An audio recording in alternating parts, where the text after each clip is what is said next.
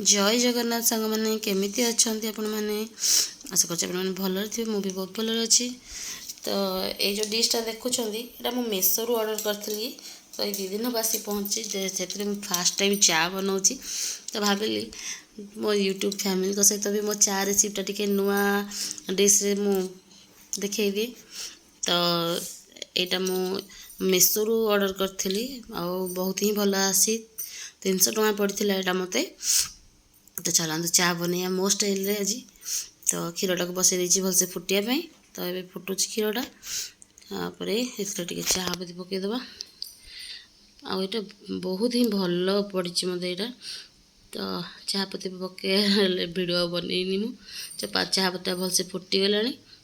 अदा छेचा टे पकईदे टे पकईदे गोलमरीच गुंड ताको भी टे भलसे फुटईदे। मत बहुत जोर ठंडा ज्वर से मो टोन टाइम शुभ। तो सहीटा भलसे फुटीगला मैंने भावुए कि चाहा पत्ती अदा गोलमरीच गुंड पड़गला चीनी कहीं पड़नी पड़ो पड़ो। तो ये मुझे पकईली चीनी। तो यही ट्रिकटा मत मो भाई शिखेला कहला कि चाहाटा सब जिन पकई फुटे सारापर चीनी पकेबू से चाहार टेस्टा आ कि अलग आसो।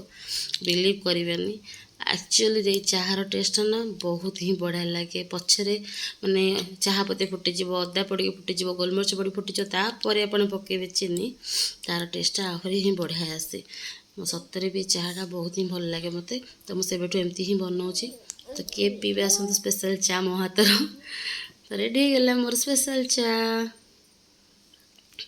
केन देखा कमेंट जनइबे।